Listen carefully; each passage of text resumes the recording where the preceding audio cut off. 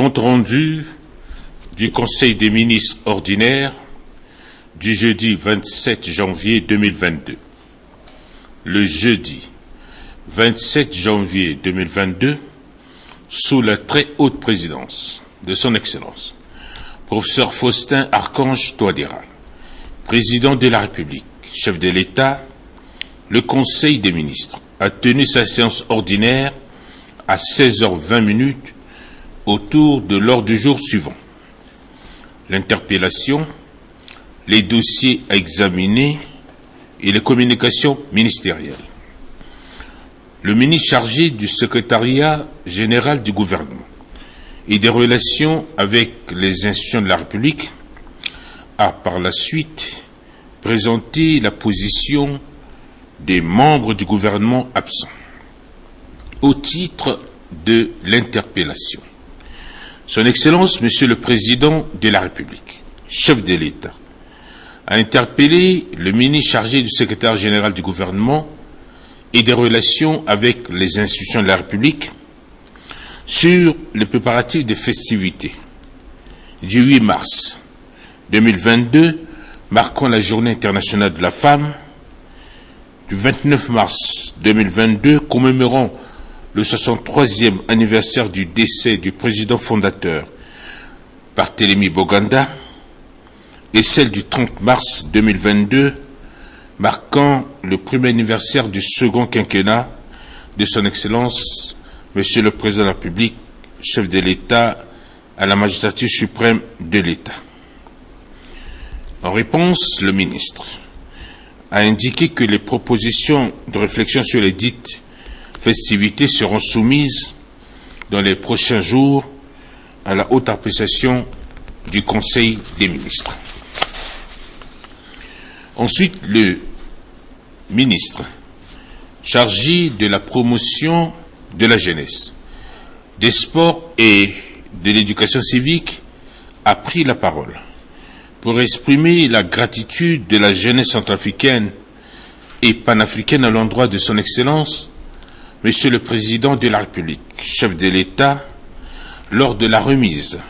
du trophée de la jeunesse panafricaine à la très haute autorité. Monsieur le ministre de la Jeunesse, des Sports et de l'Éducation civique a souligné que cette distinction à l'endroit de son Excellence, Monsieur le Président de la République, chef de l'État, témoigne de la reconnaissance et du soutien de la jeunesse centrafricaine en particulier et la jeunesse panafricaine en général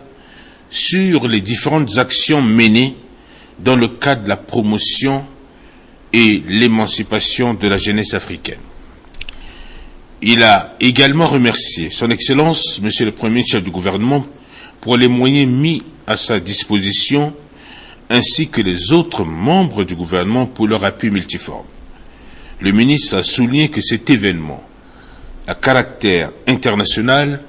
a fait de notre pays un point de repère de conscience collective de la jeunesse et a renforcé l'image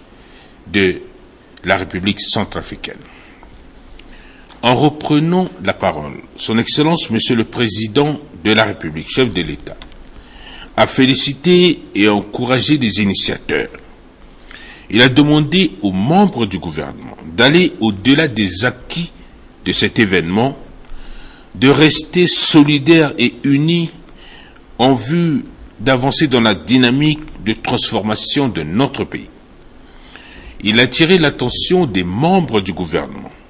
sur des comportements ou des actes tendant à diviser ou affaiblir les actions qui sont menées en faveur de la jeunesse. Il faut donner la possibilité à chaque jeune centrafricain et panafricain de s'émanciper, car la jeunesse ne doit pas être divisée pour la satisfaction des intérêts égoïstes et personnels. Son Excellence, Monsieur le Président de la République, chef de l'État, a noté en passage que cette reconnaissance témoigne de la confiance retrouvée entre lui et sa jeunesse. C'est pourquoi, a-t-il conclu, nous devrions rester mobilisés pour porter haut les valeurs de la République. Au titre des dossiers à examiner, le ministre chargé du secrétariat général du gouvernement et des relations avec les institutions de la République en lieu et place du ministre chargé de l'administration du territoire, de la décentralisation et du développement local a soumis à l'examen du Conseil 2 dossiers. Le premier est relatif au projet de décret portant organisation et fonctionnement du ministère chargé de l'administration du territoire, de la décentralisation et du développement local et fixant les attributions du ministre. Le ministre a indiqué qu'après la mise à disposition du décret numéro 21.249 du 5 octobre 2021 portant adoption du cadre organique de l'administration centrafricaine qui place le ministère de l'administration du territoire, de la décentralisation et du développement local en structure élargie. Ce projet d'organigramme comporte au total 73 postes, dont 16 postes nouvellement créés. Étant donné que le travail à l'intérieur du pays est immense, surtout avec l'augmentation des préfectures de 16 à 20 et des sous-préfectures de 74 à 85, ainsi que la marche vers la décentralisation et le développement local, le ministre a sollicité du Conseil de l'adoption du dit projet de décret afin de permettre à son département d'être plus opérationnel. Après débat, le Conseil a marqué son accord et a adopté avec amendement le dit projet de décret. Le second dossier concerne le projet de décret rapportant les dispositions du décret numéro 14.125 du 23 avril 2014 portant nomination des membres du cadre de concertation. Le ministre a indiqué que le cadre de concertation avait été mis en place par décret numéro 14.095 du 29 mars 2014 qui ne prévoyait dans aucune de ces dispositions les modalités de son fonctionnement et encore moins les procédures de désignation ni le remplacement des membres nommés par décret numéro 14.125 du 23 avril 2014. Dans le souci de réforme de ce cadre juridique et pour préparer au mieux les élections groupées du 25 décembre 2020, le décret numéro 20-321 du 4 septembre 2020 fixant les attributions et le fonctionnement du cadre de concertation et son arrêté d'application numéro 001 du 12 mars 2021 ont été signés pour permettre sa réorganisation et la redynamisation de ses activités. Il est prévu aux articles 7, 9 et 10 du décret numéro 20-231 du 4 septembre 2020 une composition de 12 membres dénommés conseillers électoraux, issus des entités traditionnelles, c'est-à-dire les partis politiques, les pouvoirs publics et la société civile, et déterminés respectivement à l'article 8 du décret et à l'article 6 de l'arrêté les modalités et les procédures de désignation des membres en ces termes. La mise en place des conseils électoraux a lieu au début de chaque processus électoral et leur mandat prend fin 3 mois après la proclamation des résultats définitifs. À cet effet, le processus électoral du 27 décembre 2020 ayant pris fin avec la décision du 30 août 2021 rendue par la Cour constitutionnelle et le délai réglementaire prévu de 3 mois étant donc arrivé à expiration, la procédure de cessation de fonction des membres actuels et la mise en place de nouveaux membres du cadre de concertation devrait ainsi enclencher au regard de cette réforme du cadre juridique. Pour ce faire, le ministre a sollicité du Conseil l'adoption du dit projet de décret afin de permettre de diligenter la procédure de choix de nouveaux conseillers électoraux dans l'optique des élections locales de septembre 2022. Au terme des débats, le Conseil a adopté avec amendement le dit projet de décret. Le ministre chargé des Mines et de la Géologie a soumis à l'examen du Conseil le projet de décret rapportant les dispositions du décret numéro 11.306 du 25 novembre 2011 portant attribution du permis général de recherche de type H à la société DIGOL. Le ministre a indiqué que l'État centrafricain et la société DIGOL ont signé le 21 novembre 2011 un contrat de partage de production pour l'exploration et l'exploitation pétrolière sur le bloc C, dans la région de Carnot-Boda-Berberati, au sud-ouest de notre pays. La signature de ce contrat a donné lieu à l'octroi à cette société d'un permis général de recherche de type H par décret numéro 11.306 du 25 novembre 2011, valable pour une durée de 4 ans. L'objectif visé par la signature de ce contrat et l'attribution de ce permis est de mener des travaux de recherche pouvant aboutir à une découverte commerciale d'hydrocarbures. Aussi, convient-il de préciser qu'en plus de la non-exécution d'un programme de travail, comme le requiert l'article 32 alinéa 5 du contrat de partage de production, les obligations financières contractuelles ont des incidences financières, en particulier les taxes superficielles n'ont pas été versées, et ce depuis 5 ans. Conformément aux dispositions de l'article 86 de l'ordonnance numéro 93/007 du 25 mai 1993 portant code pétrolier de la République centrafricaine, qui stipule que, en cas de violation grave des dispositions de la présente ordonnance et des textes d'application ou celles du contrat pétrolier, et après une mise en demeure du titulaire de ce dernier par le ministre, non suivi d'effet dans un délai stipulé au contrat pétrolier, l'État peut prononcer la déchéance du contrat par décret, et la déchéance doit être motivée. De la même manière, la violation des prescriptions de la présente ordonnance ou des clauses du contrat pétrolier est constatée dans les formes et selon la procédure prévue par le contrat, lorsque cette violation est susceptible d'entraîner l'annulation du permis de recherche ou le retrait de la concession. L'annulation du permis de recherche ou le retrait de la concession sont prononcés dans les mêmes formes et leur octroi après mise en demeure du ministre restait sans effet dans le délai stipulé au contrat pétrolier. Outre les dispositions de l'article 32 alinéa 5 du contrat de partage de production, précise que le contrat peut être résilié d'office par le ministre après notification écrite au contractant dans les cas suivants si les 60 jours à compter de la date de réception d'une notification, le contractant n'a pas pris les mesures correctives. Lorsque le contractant ne respecte pas les obligations minimales de travail, lorsqu'il ne mène pas à terme un programme d'évaluation ou un programme de travail, lorsqu'il n'exécute pas les dispositions d'une sentence arbitrale ou la décision d'un expert.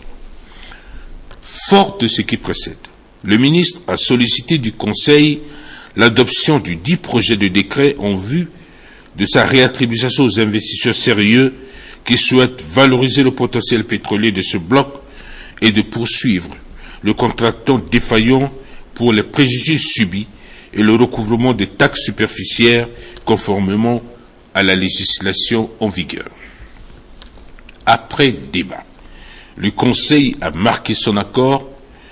et a adopté le dit projet de décret.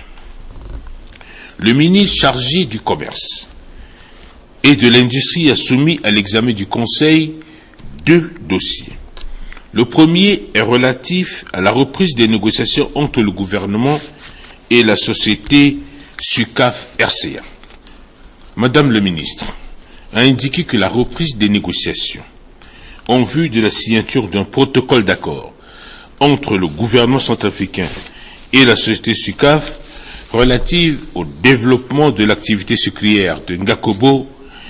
cette reprise de négociation cadre avec la politique de la relance économique du gouvernement qui entend compter sur la filière sucre parmi les secteurs pourvoyeurs de recettes et d'emplois. Compte tenu de l'importance de ce dossier, Son Excellence, Monsieur le Premier ministre du gouvernement, a instruit le ministre d'État au plan, à l'économie, au plan et la coopération internationale de présider une concertation interministérielle. Le dit comité, chargé de relecture du dit protocole, était mandaté de reprendre dans un délai de 2 semaines les négociations avec SUCAF RCA sur les points de divergence ayant conduit à leur suspension en 2019 et de dresser un rapport général à la fin de la mission. Au terme des négociations, les deux parties ne sont pas parvenues à un consensus sur le projet de protocole d'accord proposé par la société SUCAF RCA pour des raisons qui portent sur l'aspect commercial et le régime douanier et fiscal. C'est pourquoi le comité suggère au gouvernement de bien vouloir renouveler une fois de plus le dit protocole d'accord tout en veillant à la mise en place des mesures de suivi, évaluation et de sauvegarde des activités de ces sociétés. Fort de ce qui précède, le ministre a sollicité l'adhésion du Conseil des ministres et l'arbitrage de son Excellence, Monsieur le Président de la République, chef de l'État. Au terme des débats, le Conseil a rappelé qu'il n'est pas nécessaire d'ouvrir une nouvelle négociation avec la société SUCAF, car celle-ci a bénéficié depuis presque 2 décennies des avantages accordés par l'État au détriment de nos populations qui continuent de payer au plus fort le kilogramme de sucre. Les cahiers de charges n'ont jamais été respectés ainsi que les promesses d'augmentation des capacités de production sont restées vaines. Le Conseil a donc instruit Madame le ministre de revenir sur les conclusions des travaux de l'avant-dernier comité d'une part et d'établir la liste de tous les importateurs de sucre au fait d'analyser et déterminer ceux qui disposent de moyens de pouvoir satisfaire aux besoins de la population d'autre part. Le second dossier est consécutif à la relecture de l'arrêté numéro 15 /PM/CAB du 20 avril 2020 portant mise en place du Comité national de suivi de la zone de libre-échange continentale ZLECA. Madame le ministre a indiqué que dans le cadre de l'opérationnalisation de l'accord instituant la zone de libre-échange continental africain, il est prévu, selon les dispositions statutaires et institutionnelles, la mise en place au niveau de chaque État partie des organes nationaux qui ont pour mission d'assurer le relais des activités menées par le secrétariat général et les différentes commissions. Il s'agit de la mise en place du Comité national de suivi de la zone de libre-échange continentale africain pour la République centrafricaine. C'est dans cette optique que l'arrêté numéro 15 /PM/CAB du 20 avril 2020 portant mise en place du Comité national de suivi de la zone de libre-échange continentale africain en République centrafricaine a été pris. Mais il se trouve que lors de la réunion de mise en place de cette commission tenue le 30 juillet 2021 au ministère du Commerce et de l'Industrie, les participants issus des différents départements ministériels, de la société civile, de l'organisation des femmes, de la jeunesse, etc., ont formulé le vœu que cet arrêté, qui présente quelques manquements, soit révisé avant la mise en place du dit comité. À cet effet, le ministre a sollicité l'accord du Conseil pour la mise en place de ce comité national de suivi. Après débat, le Conseil a marqué son accord pour la relecture du dit arrêté et l'a adopté avec amendement. Le ministre des Petites et Moyennes Entreprises, de la promotion du secteur privé, a soumis à l'examen du Conseil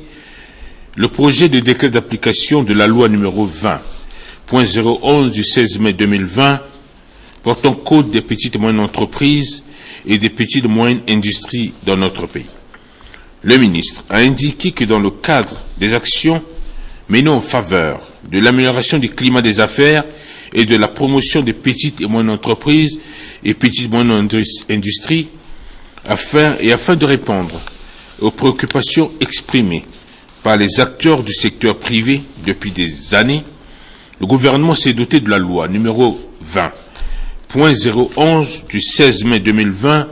portant code des PME-PMI en République centrafricaine. Cette loi, qui devra offrir l'opportunité aux petites entreprises de jouer pleinement leur rôle de moteur dans l'essor économique, vise à susciter la culture d'entreprise aux Centrafricains par la mise en œuvre d'une politique de promotion et de facilitation en faveur des PME-PMI, instituant des mesures incitatives à travers des critères de définition des catégories des PME-PMI et la mise en place d'une politique adaptée à chacune de ces catégories. Le ministre a sollicité du Conseil son adoption afin de permettre de faire bénéficier aux PME-PMI les avantages qui leur sont consentis, de contribuer à l'assainissement de l'environnement des affaires, la diversification et la promotion des activités économiques en vue de la relance de l'économie nationale. Au terme des débats, le Conseil, après avoir constaté que toutes les procédures ont été respectées et que ce dossier a été examiné par la commission de texte, a adopté le dit projet de décret. Le ministre chargé des Arts, de la Culture et du Tourisme a soumis à l'examen du Conseil le projet de loi portant ratification de la Convention unie droit de Rome du 24 juin 1995 sur la restitution de biens culturels volés ou exportés illégalement. Madame le ministre a indiqué qu'en application de la notification numéro 100/MCSGG-DIRCAB du 27 novembre 2021 de la décision du Conseil des ministres relative à la demande de restitution des biens culturels de la République centrafricaine exportés et détenus illicitement en France, le Conseil des ministres lui avait instruit de soumettre à son examen et adoption un projet de loi de ratification de la Convention unie droit de Rome du 24 juin 1995. De ce qui précède, le ministre a sollicité du Conseil l'adoption du dit projet de loi de ratification en vue de sa transmission à l'Assemblée nationale pour examen et adoption. Après débat, le Conseil a marqué son accord et a adopté le dit projet de loi et a instruit également Madame le ministre de prendre toutes les dispositions appropriées pour sa transmission à l'Assemblée nationale pour examen et adoption. Au titre des communications ministérielles, le ministre chargé des Arts, de la Culture et du Tourisme en lieu et place du ministre d'État chargé de la justice, de la promotion des droits humains et de la bonne gouvernance, garde des Sceaux, a soumis à l'examen du Conseil la note relative au compte rendu de la session d'évaluation des travaux de réhabilitation de l'hôtel du centre par la société Barcel. Le ministre a indiqué que sur instruction gouvernementale, en date du 25 août 2021, s'est tenu dans la salle de réunion du ministère de la Justice, de la promotion des droits humains et de la bonne gouvernance, une séance technique d'évaluation des travaux de réhabilitation de l'hôtel du centre par la société Barcel. Il ressort de ces échanges de point de vue que cette société a véritablement failli à ses obligations contractuelles qui se résument comme suit. L'absence de preuves irréfutables de libération d'une partie du capital dans un établissement bancaire de la place, absence d'un tableau de bord au plan technique de réalisation des travaux, absence d'un devis quantitatif et qualitatif, dépassement du délai initial de 12 mois relatif à l'exécution des travaux, mauvaise collaboration entre Barcel et le comité de suivi, transmission tardive au comité de suivi des pièces essentielles qui d'ailleurs ne sont pas conformes aux usages administratifs, pas d'entête de la société ou de signature en bas de documents, nombre de personnels recrutés, très insuffisant pour l'exécution des différents travaux, lenteur avérée dans le travail. Après débat, le Conseil a approuvé la procédure de résiliation de ce contrat de partenariat public-privé et instruit le ministre chargé des arts et de la culture et du tourisme, assisté du ministre d'État chargé de la justice, de la promotion des droits humains et de la bonne gouvernance garde des Sceaux, d'engager les procédures de résiliation conformément aux dispositions de la dite convention. Madame le ministre chargé de l'action humanitaire et de la solidarité et de la réconciliation nationale, en lieu et place du ministre de la Santé et de la Population, a présenté au Conseil l'état d'évolution de la pandémie du coronavirus en République centrafricaine. Madame le ministre a indiqué que dans le cadre de la lutte contre la propagation de la pandémie du Covid-19 dans notre pays, la situation épidémiologique à la date du 24 janvier 2022 se présente comme suit. 82 062 personnes testées à ce jour, 21 nouveaux cas confirmés, dont 19 asymptomatiques et 2 cas symptomatiques sur 223 personnes testées. 13 919 cas cumulés confirmés, dont 7 338 cas symptomatiques et 6 581 cas asymptomatiques depuis le début de l'épidémie le 14 mars 2020. On note également 11 318 patients guéris et 110 décès observés, dont 62 en milieu hospitalier et 48 en milieu extra-hospitalier. 13 350 cas confirmés à transmission locale et 583 cas importés depuis le 14 mars 2020. Un décès enregistré dans les 4 premières semaines de l'année en cours. 603 963 personnes vaccinées contre le Covid-19 à ce jour dans les différents districts des régions sanitaires 1, 2, 3, 4 et 7. 807 appels reçus par la ligne verte 1212 sur 20 616 appels cumulés depuis le 1er juillet 2021. Après cette présentation, le Conseil en a pris acte. L'ordre du jour étant épuisé, Son Excellence, Monsieur le Président de la République, chef de l'État,